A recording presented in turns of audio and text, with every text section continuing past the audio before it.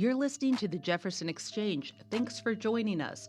The JX starts today with a debrief where JPR reporters discuss the stories they've been covering this week, including an aging homeless population, a controversy over autism and telepathy, and May Day protests across the region. I'm Maria Carter, JPR's news director. I'm Justin Higginbottom, public health and safety reporter. And I'm Jane Vaughn, housing, homelessness, and education reporter.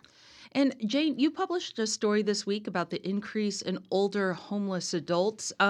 First of all, before we get into the story, why did you decide to cover this? Yeah, I've been thinking about doing this story for a while. I've seen a lot of data about how so many homeless people now are seniors and older adults, and was really curious about what was happening there and why that is. I've talked to many older people in homeless camps throughout our region who have lost their jobs and then now maybe are having trouble getting a new job because they're older or disabled. They've ended up on the streets.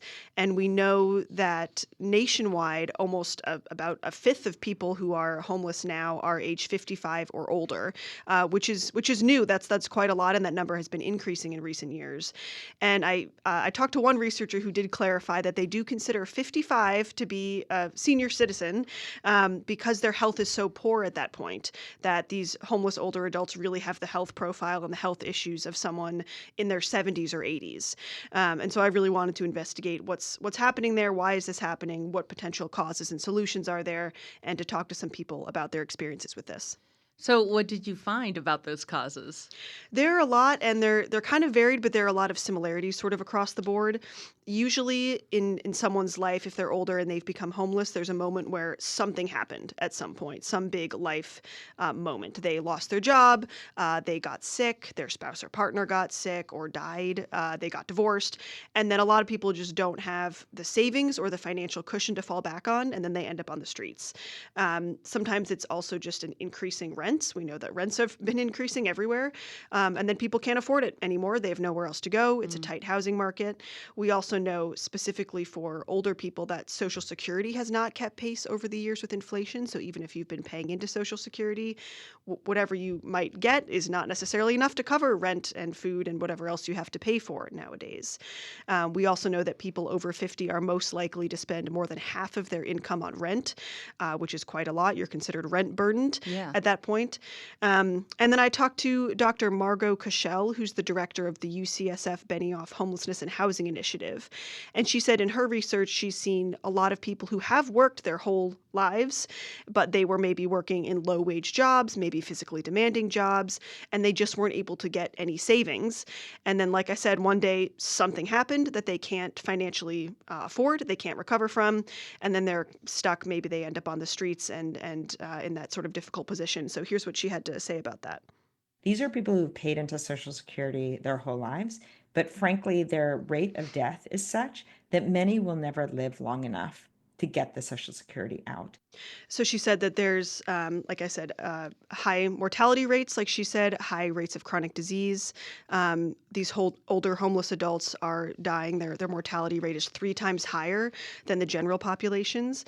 And she said something like this happening is actually pretty common. So for these older homeless adults, almost half have never been homeless before the age of 50. So it's after the age of 50, something happens and they end up on the streets for the very first time. Again, there's some problems with trying to find housing. It's hard to find housing. It's hard enough when you're homeless with all of these struggles. And then for older people, there are additional challenges. Maybe the housing that's available is physically inaccessible. Maybe you can't make it up a third floor walk up. And so there's all these sort of additional challenges on top of the usual things that you have to deal with when you're homeless. And so here's Dr. Cashel again.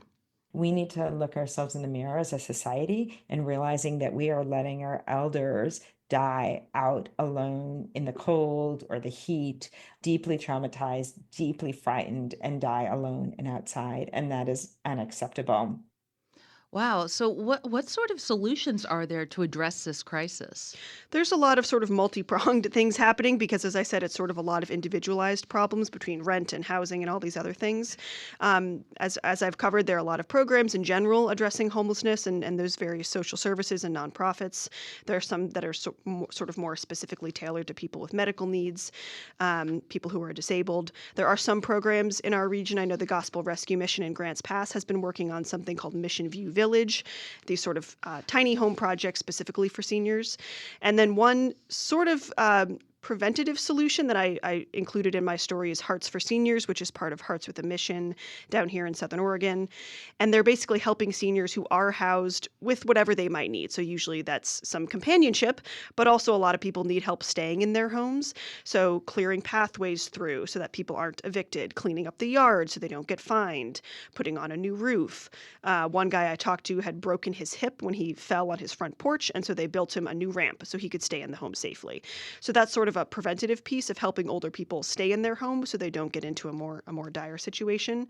And then I also want to look at another sort of potential solution or piece of this is medical respite care, which provides sort of acute medical care for people who might have just been released from a hospital or inpatient setting and they don't have anywhere else to go. So that's the next story that I'll be working on that sort of ties into this. A little teaser for us Exactly. all. Well, Justin, you had a story on a Medford psychiatrist doing what I think many would consider some pretty strange research. Can you tell us what is this research and how did you hear about it? Yeah, so the story involves Dr. Diane Powell. She admits that it's pretty strange and kind of fringe research herself. She's a psychiatrist in Medford, and just to note, she's a real psychiatrist. So she went to Johns Hopkins. She actually taught at Harvard Medical School for a bit. So those are great credentials. Yeah, good credentials. But she's been drawn to some pretty fringe research topics throughout her career, and that includes studying telepathy or ESP or mind reading, some things that, a lot of Ashland people might be also interested in. And over the years, she's also had a focus on the telepathic abilities of those with autism. So especially those with nonverbal autism, those are people with autism that have trouble speaking. And I came across her work after she kind of exploded in popularity due to a podcast called The Telepathy Tapes. That podcast involved a filmmaker delving into Powell's research, and then it goes off in a lot of other directions. But it reached the top of the charts, Spotify charts for a time. That filmmaker that produced the podcast, she was on Joe Rogan's podcast. So there's also been a lot of articles written about this podcast, including in the Atlantic. So I thought this was kind of cool that this psychiatrist was in our backyard. And I went to go visit her and just see what her work was all about. So can you explain what that work is about, how she's actually testing those with autism for telepathy? Yeah, she showed me a video that kind of lays out the basic premise. So in the video, there's a child named Haley, and she has nonverbal autism, so she has trouble speaking. Her mom picks up these face-down cards on a table and shows the camera what the image is on the other side of the card. And Haley's across the room, and so presumably can't tell what that image is. Then a therapist will ask Haley to type out what that image is, and she's using a digital letterboard that kind of looks like an iPad, but that kind of detail will be more important. I'll explain later. But Haley gets it right like over and over again. She types out triangle or strawberry, whatever that image is on the card. And watching the video, it's pretty impressive. It's at least interesting. For me, just to be clear, I'm not saying this proves that, nonverbal autistic children have telepathy or anything like that, but Powell actually thinks there is something there. And to be fair, she does think it needs to be tested more. She seems pretty scientific about the whole thing. But this story, wasn't really about trying to prove again whether telepathy exists. That seems to be the goal of that podcast, the Telepathy Tapes. So if you're interested in that, you can check out that and see if that's convincing for you. But it sounds like Powell, as a scientist, wants her studies to be replicated. Yeah, definitely. Okay. In your story, you got into another controversy, I guess, around Powell's research. And surprisingly, it's not about the ESP claims. Tell us what that is. Yeah, so this is what I found actually more interesting than the ESP claims. It's this huge pushback against certain methods used to communicate with nonverbal people with autism. And it basically comes down to that letterboard the therapist used in Powell's video that I explained. There's a number of groups and organizations that are against using those letterboards in certain ways. Specifically when someone's holding it, or sometimes someone can be touching the arm of the nonverbal person or prompting them in certain ways. One of the larger groups against this method is the American Speech Language Hearing Association, or ASHA, And ASHA, so they're not against letterboards per se or people spelling words to communicate. They're against doing this in an assisted way. So with a therapist holding the letterboard, for example, or again, like prompting them in certain ways or touching their arm. And it seems like a pretty small distinction, like either, having a letterboard on a table and someone, using it independently or just a therapist holding a letterboard. But the group, goes as far as saying that the human rights of an autistic Wow. child might be violated if they can't communicate freely. And basically their point is their communication can be influenced by the person assisting them.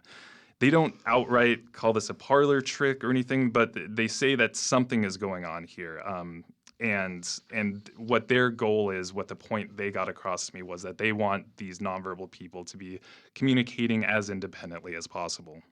Well, letterboards have been studied pretty extensively. What does the science say about the debate?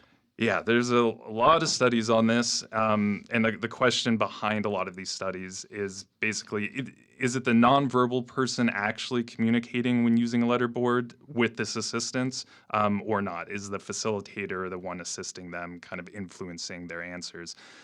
And from what I found, there are studies supporting both sides. It was a bit overwhelming actually going through all these studies. It's been studied for decades at this point. There's a lot saying that, there's a lot of studies saying that it's actually the facilitator or the person helping that is the one responsible in some way for the spelling. But there's also studies that track eye movements of those that are nonverbal and show that, they're actually looking at the letter before they point to it. And that kind of, for the authors of the study proves that it's the nonverbal person authoring these words and these sentences. I will say, besides the science, there are a lot of parents that swear by this method of using assisted spelling. So they really believe in this method. My big question was just why don't you just put the letterboard on the table? Why do you need the facilitator? Seems like it would solve a lot of these objections, but the groups in favor of more assisted methods say that people with especially severe autism need a facilitator in many cases, and that's because they have trouble with motor skills or keeping their attention, and using a facilitator or someone assisting them just makes them more comfortable and able to communicate. Okay. Well, you spoke to a Medford parent with an autistic daughter. What were her thoughts on this? So she heard about the telepathy tapes podcast a few months ago and became pretty interested in it. She has an autistic daughter, like you mentioned. Her daughter has trouble speaking.